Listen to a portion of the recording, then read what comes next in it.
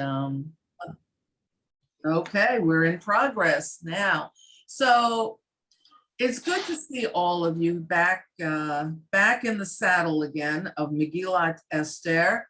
And I know that we've been away from it for a long time.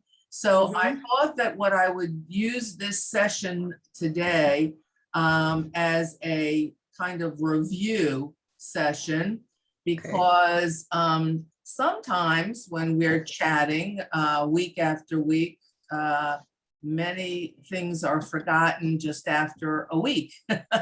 So I figured probably after a month, most of you are not even sure what we're learning. No, It's true. so I hope you don't mind that we will review. And by way of review, I'm going to ask some questions, and I want you to just dive right in and call out the answer. I can't see all of you on my screen at one time, so raising your hand won't, while it's lovely and polite, I won't be able to see you to answer. So just say it, okay? Okay. We left off in Megillat Esther at chapter 6. No, it's chapter 7. Seven.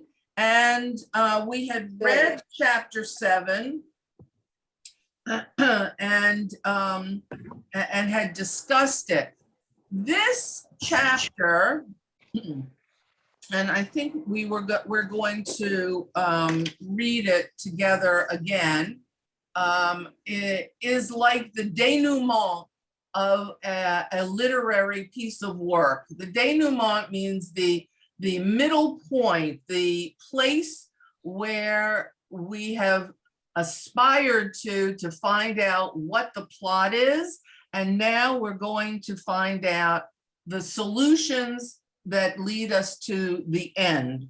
So how about if we have, who would like to read chapter 7? It's not so long, but can we have a volunteer? Linda? Yeah. Go ahead. Okay. This is chapter 7. Yes. Which was on August 18th. Okay. So the king and Haman came to banquet with Esther the queen. And the king said again unto Esther on the second day at the banquet of wine, whatever thy petition, Queen Esther, it shall be granted thee. And whatever thy request, even to the half of the kingdom, it shall be performed. Then Esther the queen answered and said, if I have found favor in thy sight, O king, and if it please the king, let my life be given me at my petition, and my people at my request. For we are sold, I and my people, to be destroyed, to be slain, and to perish.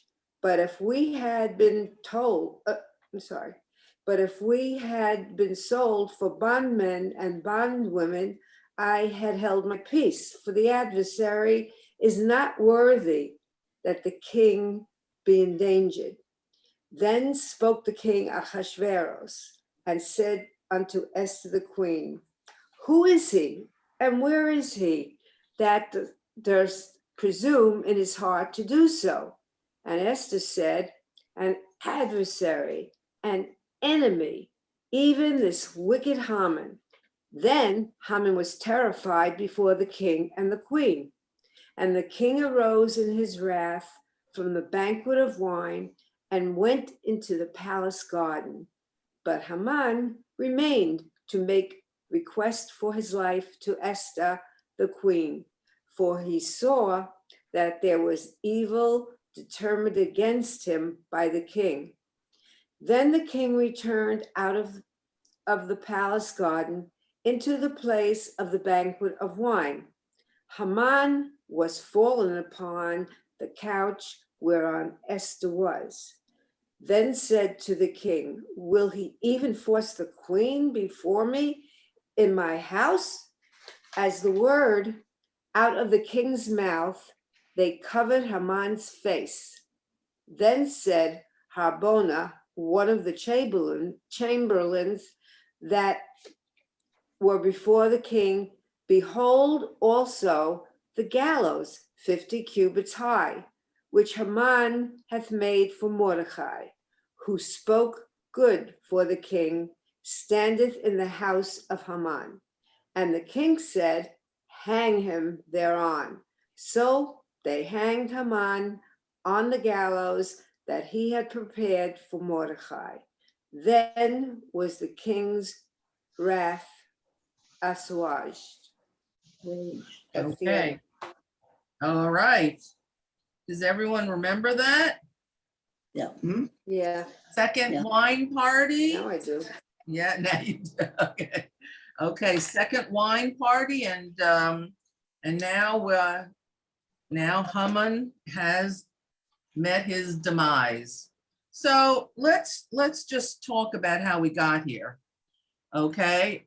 In Megillat Esther, we have a villain, we have a good guy, we have a heroine, we have a king, and we have all the makings of a great story.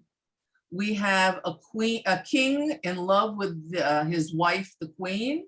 We have an evil, dastardly villain who wants to commit genocide.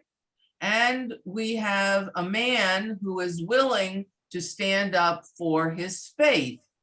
Or is he?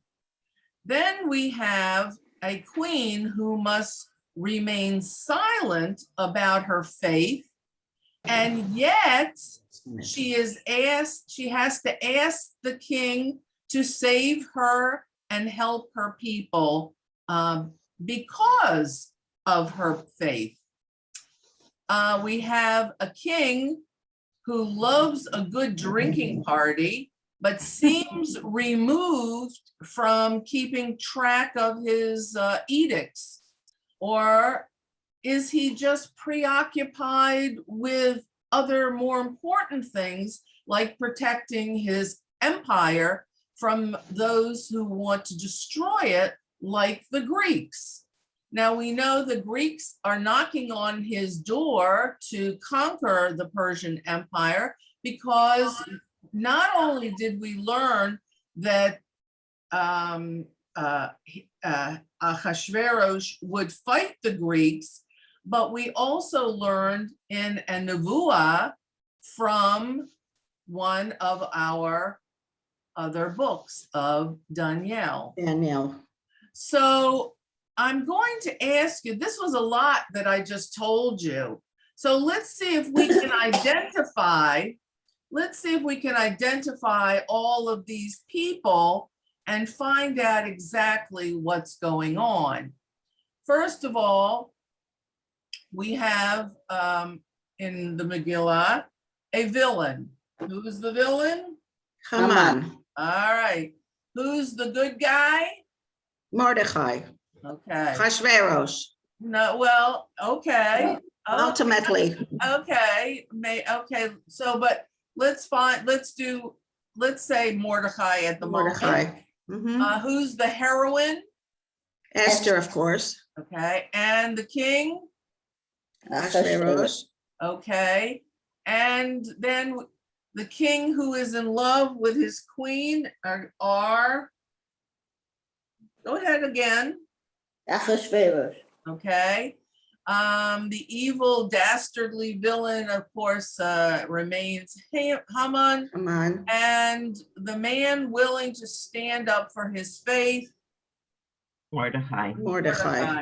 And then I said to you, like in parentheses, is he really willing to stand up for his faith? And we'll talk about that in a moment. I just want to put that out there to you. And then the queen, the long explanation, the queen who must remain silent about her faith, and yet she has to now defend her life and her people's life because of her faith. Now, what is this that I'm trying to say? Give me a little synopsis of what's going on. Anybody? She's asked to remain silent by who? Mordecai. Okay. And what does Mordecai tell? What did he tell her? Don't let the king know He you're. tells her if he, Basically not to reveal who she is, what religion so that she can get to the king, in Okay. case he would know that he But- wouldn't listen to her. She wasn't sure whether or not but he would lean towards Haman, or he would be lenient towards Esther. She didn't know where he stood. He didn't know where, But- Mordecai didn't know where she stood, or she Okay. would stand. Okay, who else wants to say something? okay, Mordecai becomes very tough with Esther because he tells her Later that on. if you don't do this, there'll be somebody along that will come along and do it. And you'll also perish with all your people. And Okay. maybe And that this is would why you be became him. queen, just to be able to do this. Exactly. Okay. She Right. is living a very difficult life, Yeah. between Yeah. being the queen of Persia, queen to Ahasuerus, and relative to Mordecai. She's really in the middle of this situation, and it's not just something about whether to serve, eggplant parmesan or ribs, and to make a choice. This is a really Life and death. this is a tremendous kind of situation where she's initially told keep silent, and then the king had tried over and over to get her to tell him where she was from and who her people are, and yet she avoided all of that skillfully, and now, because of the situation between Mordecai and Haman, Come on. she's now in a position that she must reveal herself. But And- Ronda, don't you think that people in the palace knew? Because she was sending messages to Mordecai all the time. So they must have known that she was connected to Mordecai. They may or they may not have. Don't forget that the palace workers or servants, whatever you want to call them, change at different times and different days. She had a different chambermaid in her living quarters every single day. She had 7 different, and it specifically says in the text that she had a different maid every day. So each one did not know exactly what happened during the rest of the week. In that harem situation where they're hanging around there all day gossiping, they must have told each other that she's sending messages to Mordecai, and I'm sure everybody in Maybe. the harem knew.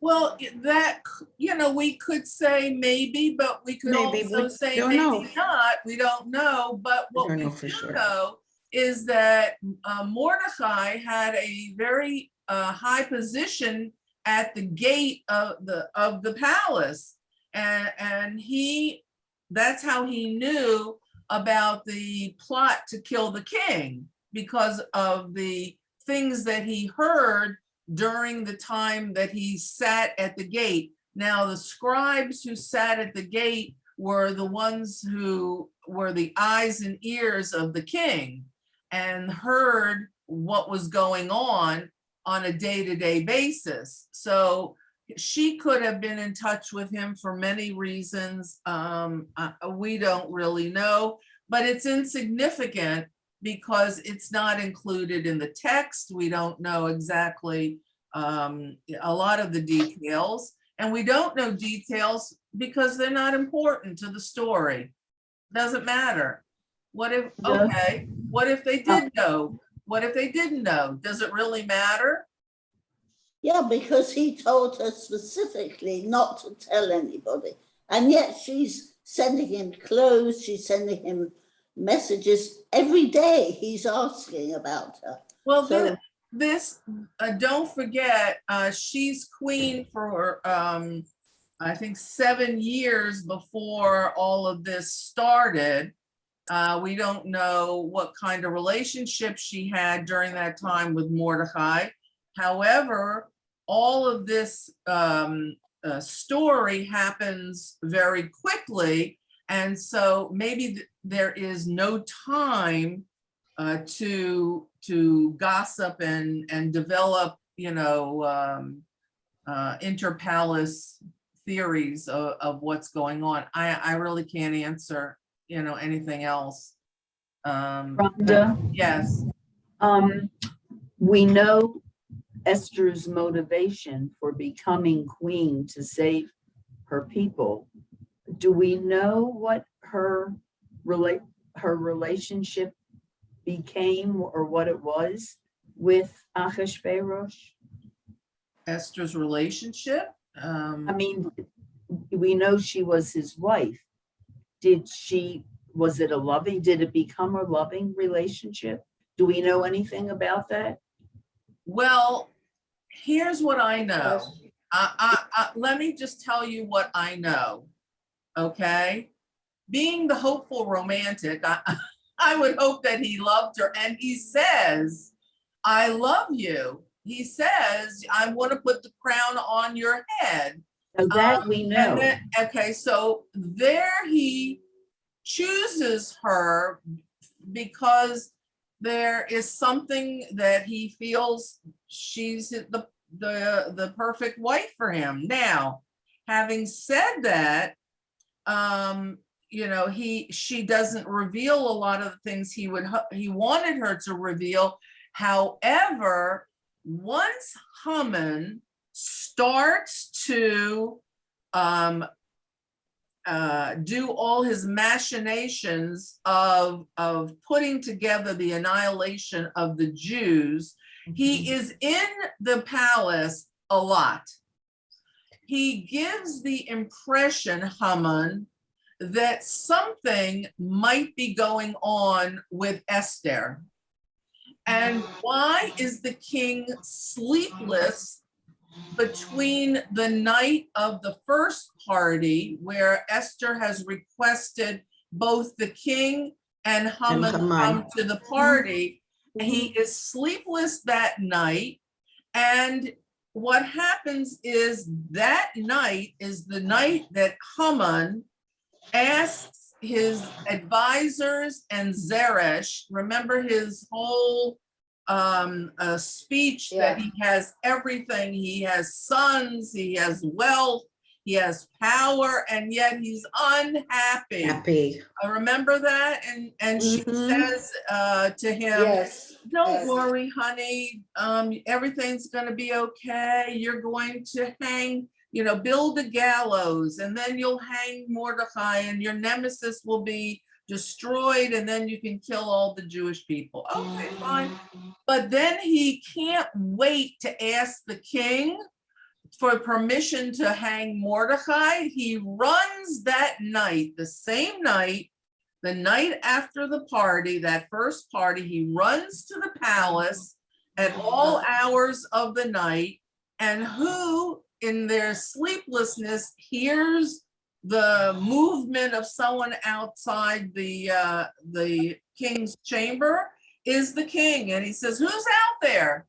Who's out there making all that noise?" And the chamberlain says, "It's Haman." Now, what was the question? What was happening in the bedchambers of King Ahasuerus? He was being read the book of remembrances that chronicled good things, bad things, whatever happened in the empire. And lo and behold, what was read to him? that Mordecai the Jew had saved his life. life from being poisoned by Bigdan and Teresh. Bigdan and Teresh. So, okay, so now and then the king says, was he honored? Was he rewarded? And the chamberlain says, no. So then he hears that rumbling around of Haman out, and he says, bring in Haman. And Haman comes in, doesn't say anything. And what's the first thing the king says? He doesn't say, what the heck are you doing here? Can't you sleep? Go home. He doesn't say welcome. He doesn't say anything. Go ahead.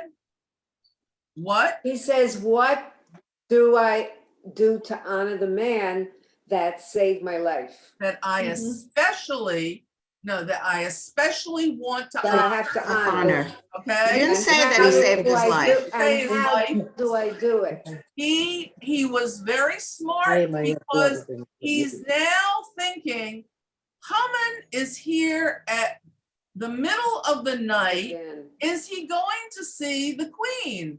She invited him to the wine party, the first one, and now she wants to have him at the second party. Why is Haman hanging around the palace? So he says, what would you do to the man that the king especially wants to honor?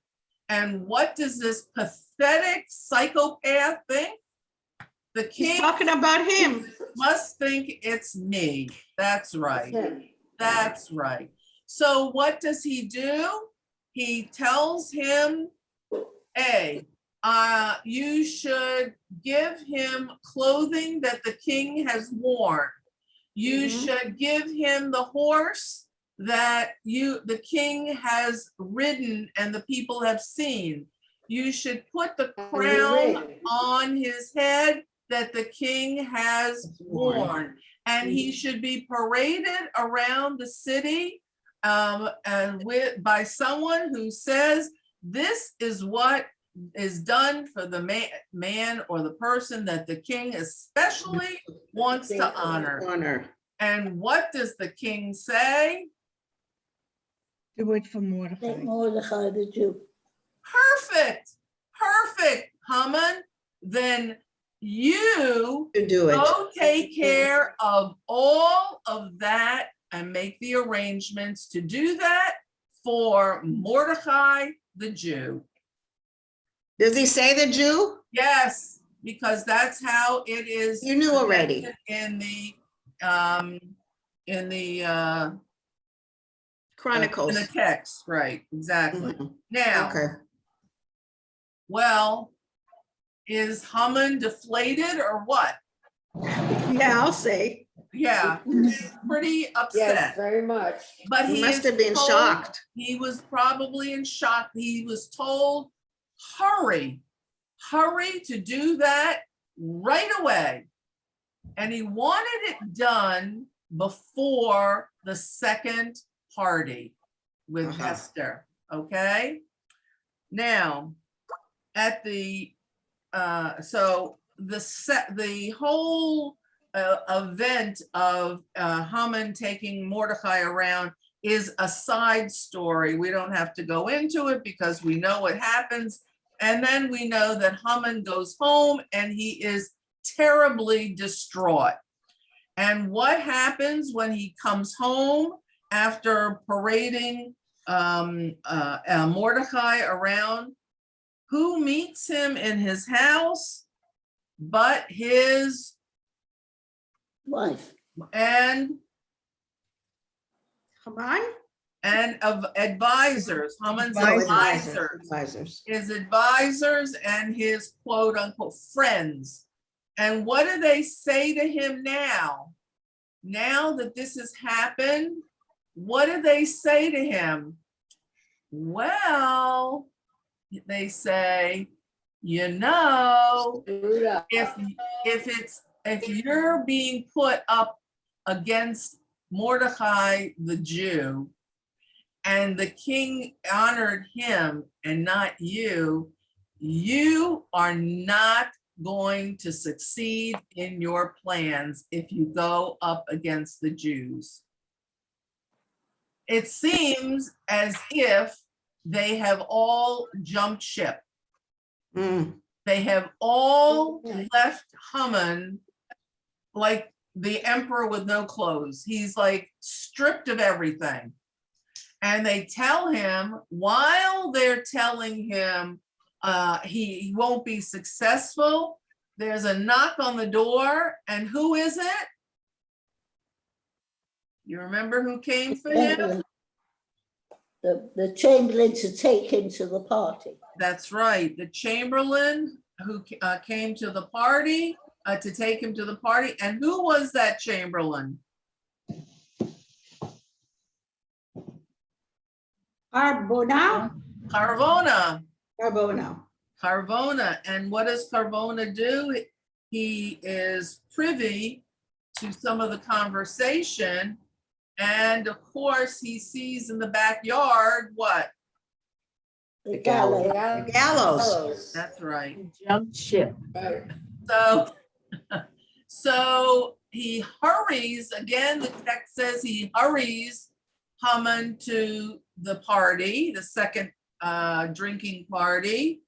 But this time, the party situation is different. What makes it different? Does anyone remember the text?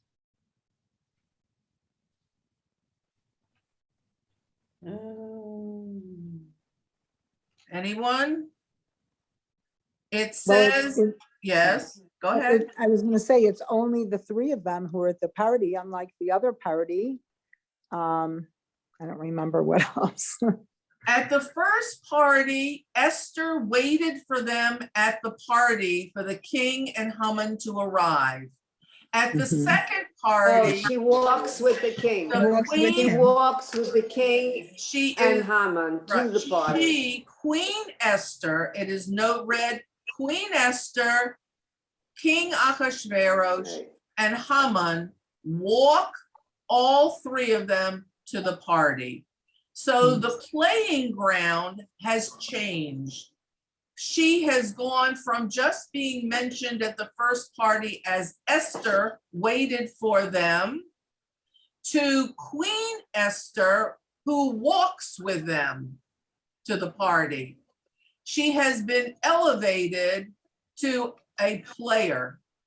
Hmm. And now the three of them arrive at the party, the drinking party, where the king now feels something is wrong.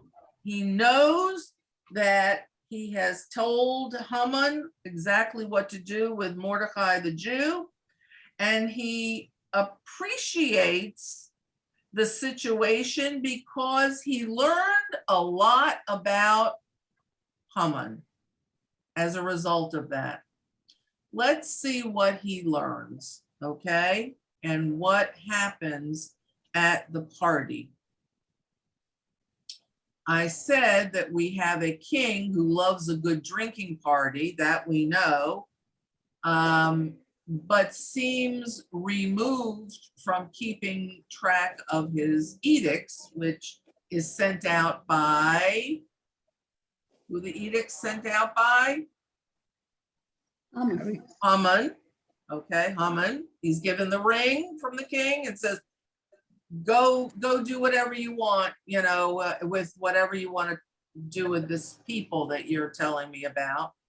And we have to understand, while many times we are told by the Mefarshim or, you know, commentators of sorts that Haman, that Achashverosh seems to be a foolish king, someone who's not a great leader, who's not a great participant in the everyday workings of the kingdom and understanding what's going on. I believe that he had more important things to do. I believe that he had, because we have learned of, in the book of Daniel, that he comes into conflict with the Greeks who are knocking at their door of the Persian Empire. They want to control it, and he has to take care of war. He has to take care of the finances and what's going on and how to finance the war against the Greeks and to create a huge army sufficient enough to defeat the Greeks. Now, just because he is preoccupied doesn't mean that he is foolish. And I personally don't believe that he is foolish.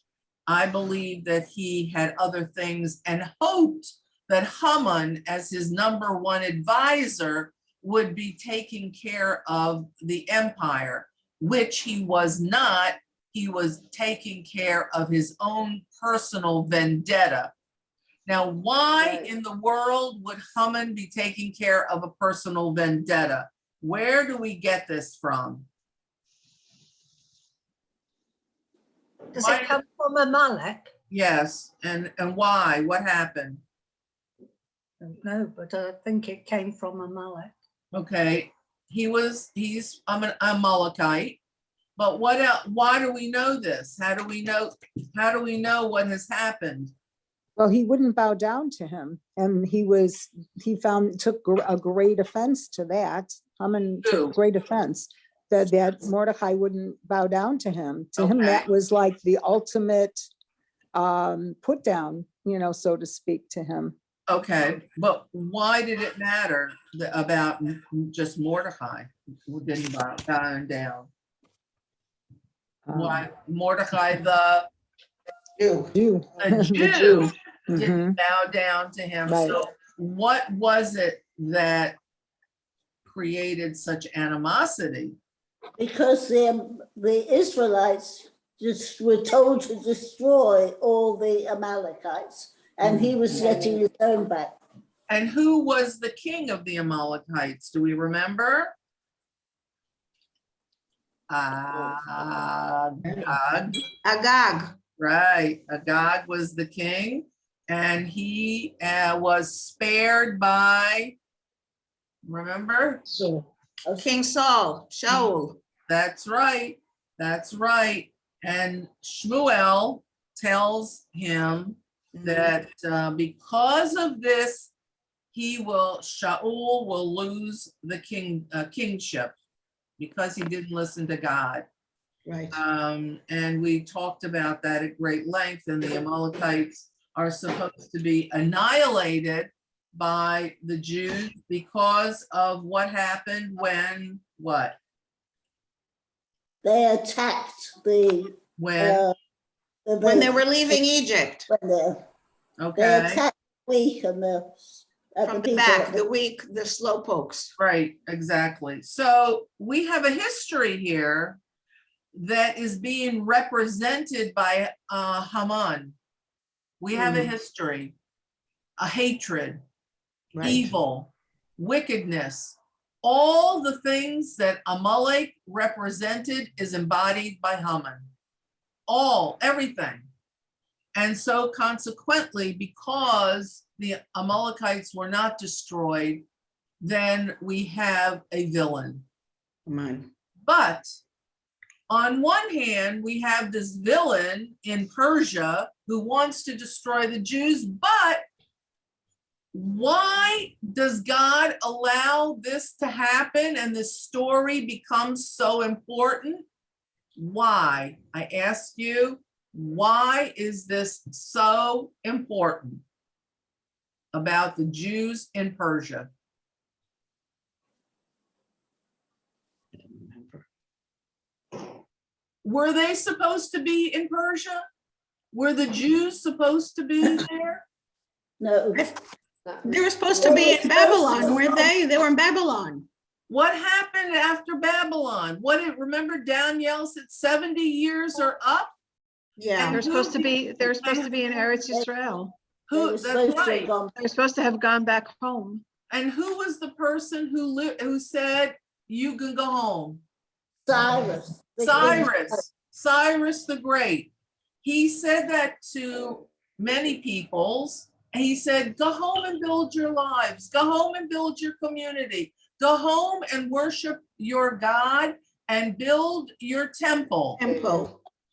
And yet the Jews did not all go home. Didn't go. They did They not. had it good where they were, so they stayed there. They stayed there. And what happens after Cyrus? He is conquered by the Persians. The Persians take over, and now the Jews are in Persia, and they did not go home. And so consequently, there was only a small amount of people that went back to Eretz Yisrael, and God is angry that the Jews did not go home when he gave them the opportunity, free and clear, to go home with their cattle, with their wealth, with their families. Everything was given to them, including the kalim from the temple that was taken by Nebuchadnezzar.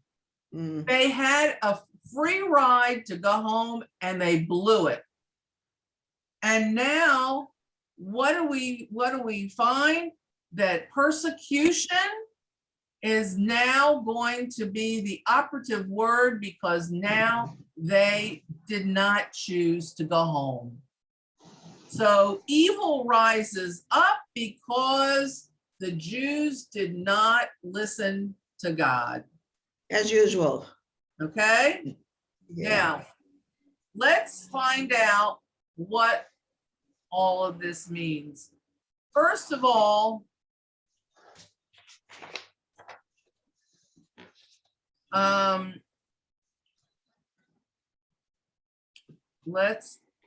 let's talk about agendas. Okay? When the king arrives at the second party, Mhm. when Haman arrives at the second party, when Queen Esther arrives at the second party, and Mordecai knows of the second party, let's find out what each agenda is and what can be done about it. First of all, let's say, what was King Ahasuerus's agenda by going to the second party? Did he want to make sure there was nothing going on between the queen and Haman? That's one of it, yes. Okay. Another drinking party, so why not? Oh, all right. I don't know, I'm guessing. He Okay. was beginning not to trust Haman. Exactly. He was beginning to feel there was cracks in the relationship, because by Haman saying he should have a crown, a clothing, and a horse of the king, what does that indicate? Wants to take over. He wants the king's job. Not only does he want the king's job, but in Ahasuerus's mind, he wants the queen. He wants the whole package. So what does the king want resolved at this party? Why is Esther inviting Haman? And what is it that she wants? Okay, so he's got an agenda. He wants to find out if Haman is going to take away his wife, his job, and his empire. What's Haman's agenda? Just to kill the Jews. Okay, because he has a long history and a vendetta to square with the Jews. And this gives him the opportunity to carry out that vendetta. The king has allowed him to do so. Now, my question. Why would going to the party help him to do that? Because he felt that why would the queen risk her life by going to the king uninvited to ask for 3 people to be at two drinking parties. Haman did not see this coming. He was blindsided. He was told by his advisors that he didn't have a chance, and yet he thought he was riding on top of the world. And he was very wrong. He misjudged the entire situation. And we find out that once Queen Esther identifies him as the evil adversary, he is devastated and no longer can function. All right, so that's Haman's agenda, is to continue to find out that he has favor in the eyes of the king and the queen, and to understand what these parties really mean and how it can advance his initiative. Now, what's Queen Esther's agenda at the party? To expose She him. wants, she wants to to expose Haman, and also to get everything that was sent to the Jews, to get it revoked, and so that the Jews wouldn't be killed. Okay. Okay. What is Mordecai's agenda? Do we hear about Mordecai at this point? Do we hear anything since he's been paraded around the city? He wasn't at the party, he wasn't invited to the party, so No. I don't think we're here anymore. No, we don't hear very much about him right now. He's we but he's know in the background. he's well in the background, and he goes from being in charge of Esther to Esther being in charge of him. Yeah. Okay, now, what is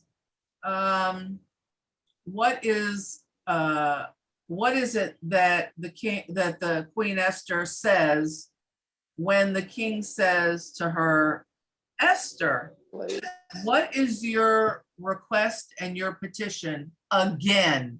Do you notice that in the text, in the very first line, it's a second line, pasuk 2, the king asked Esther again.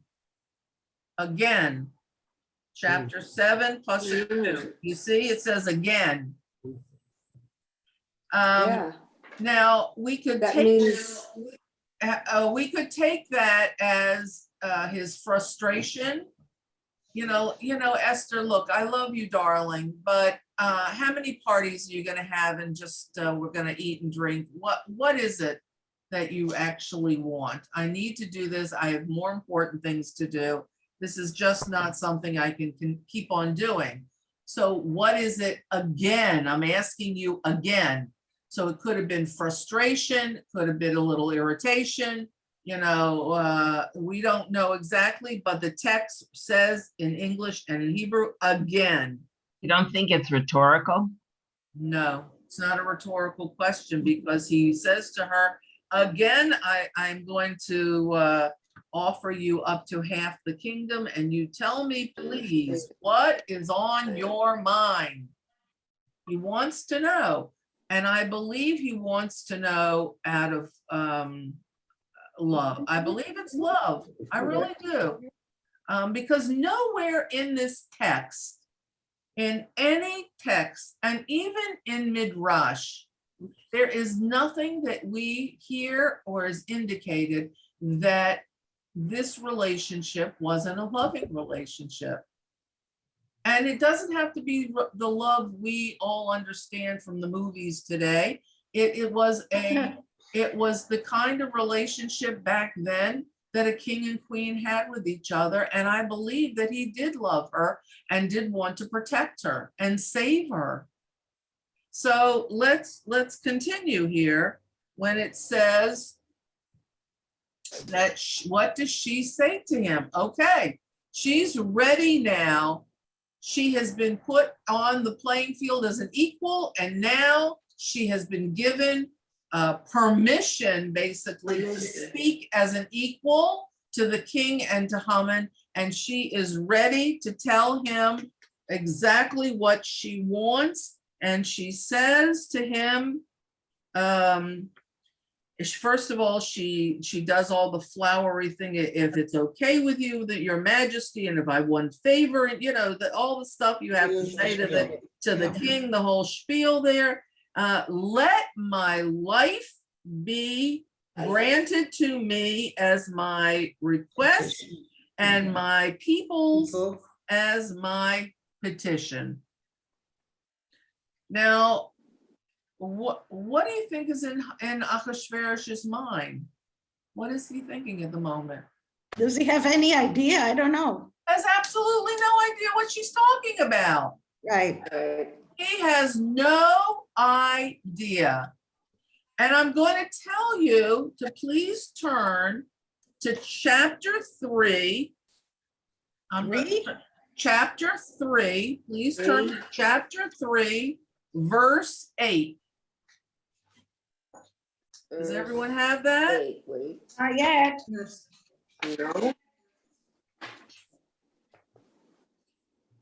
Yeah.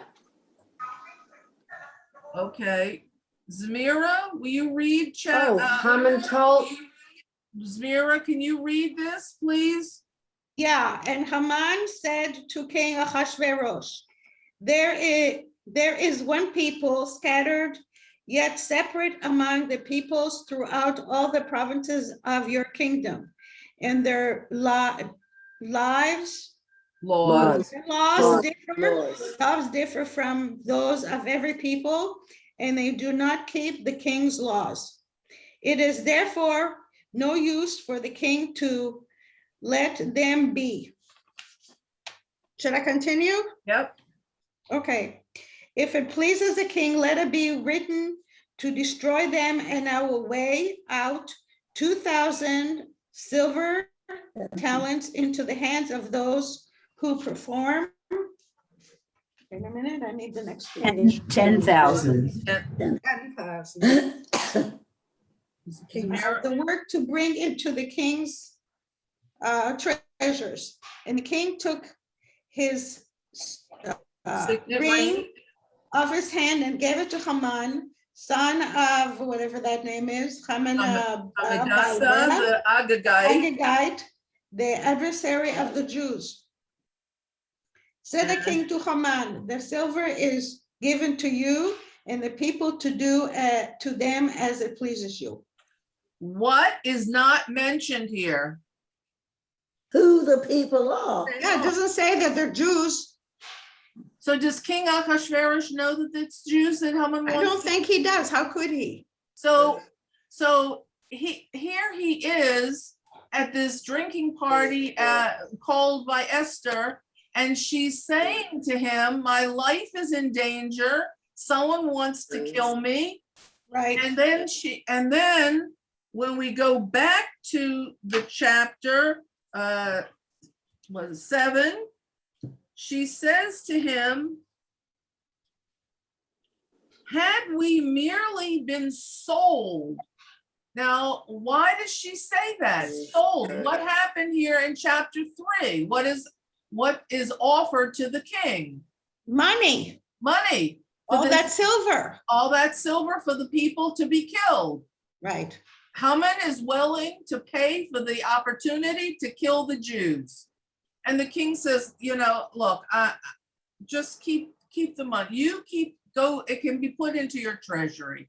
You can keep it. And he says, and here Esther says, let me go back. Hold on. Verse 4. Wait, let me see where I am.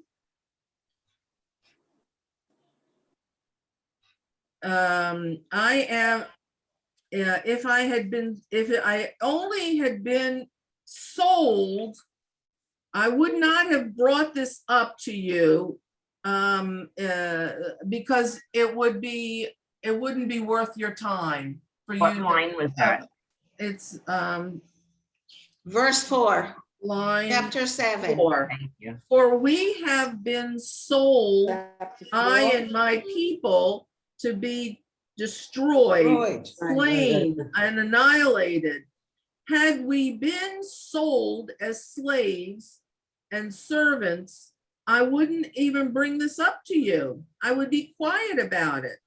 But that's not what the case is right now. And it is not it would not have been worthy of your king's attention. So what happens here? The king says to her, who is it? Who is the one who dares to do this? And Esther, as we know, the adversary and the enemy is this wicked Haman.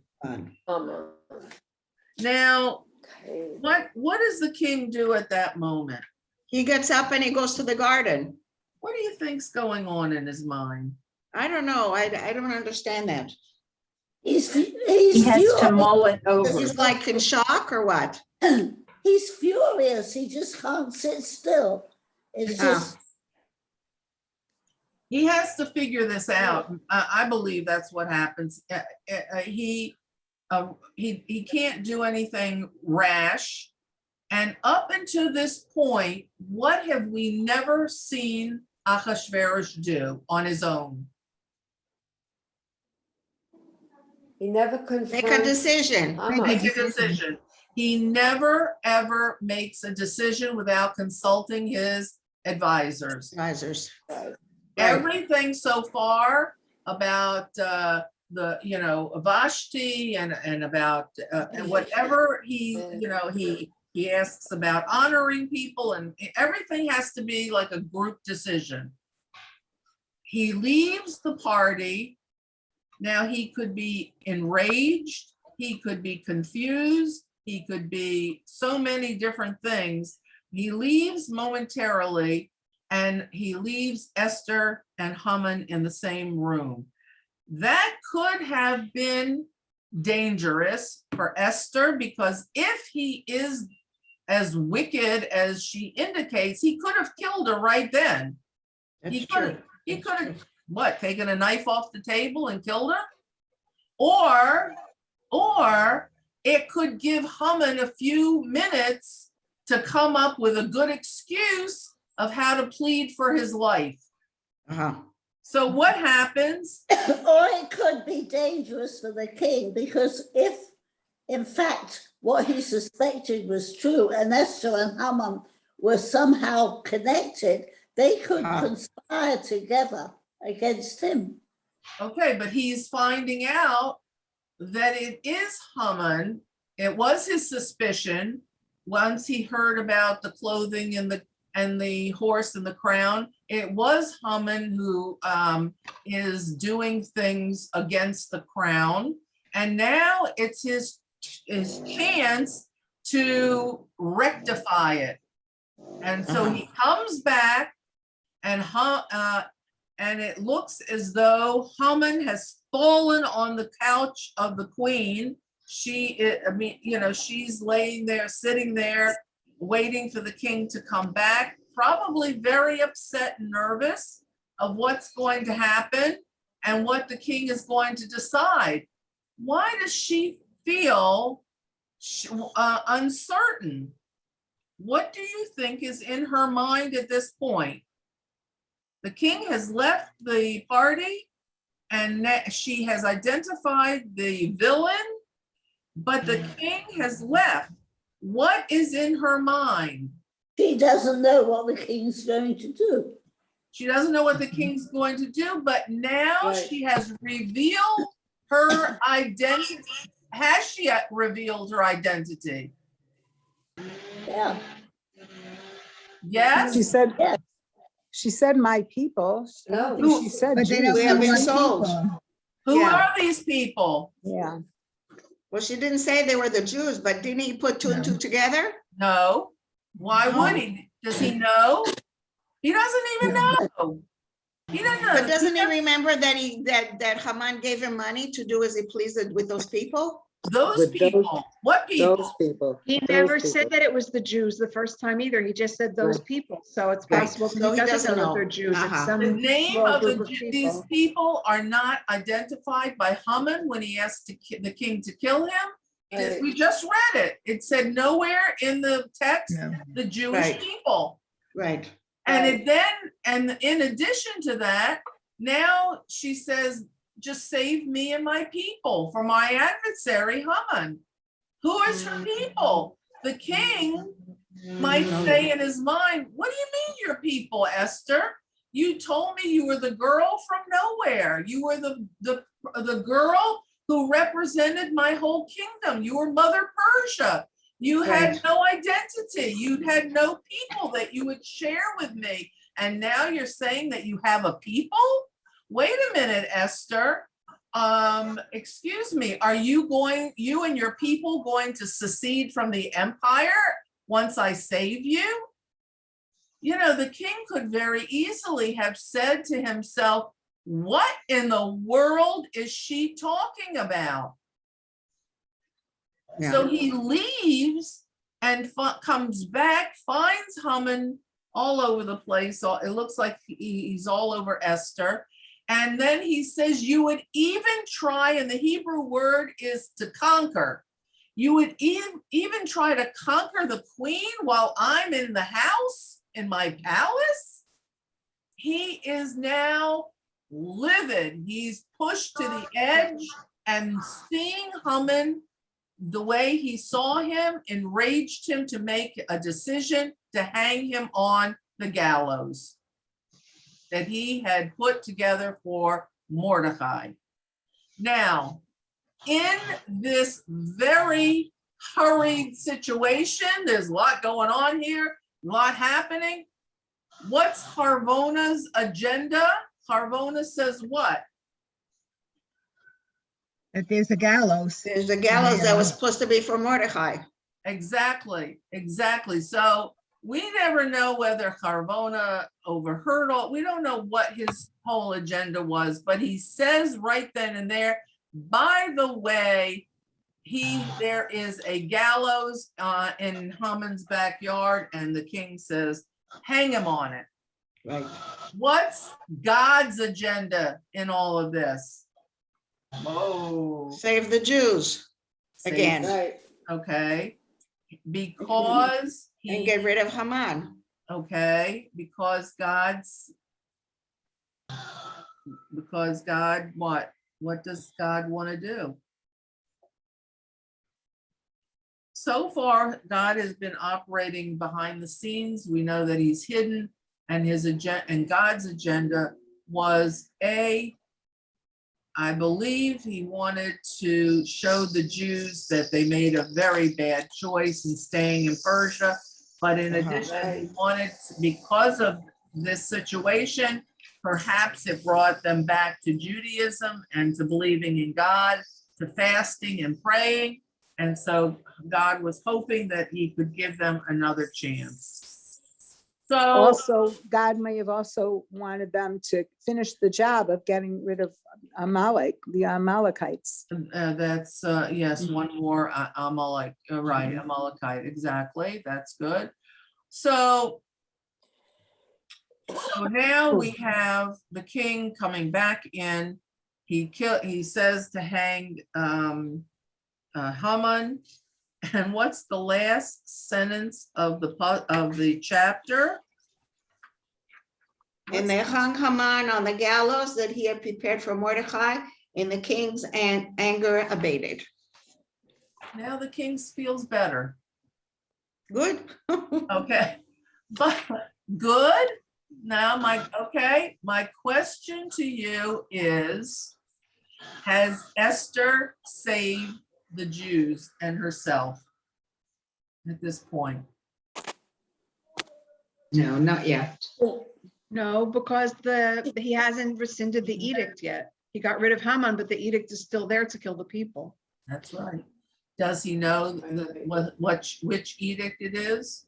No. Not at this point, I don't think so. No, he does not. So this is where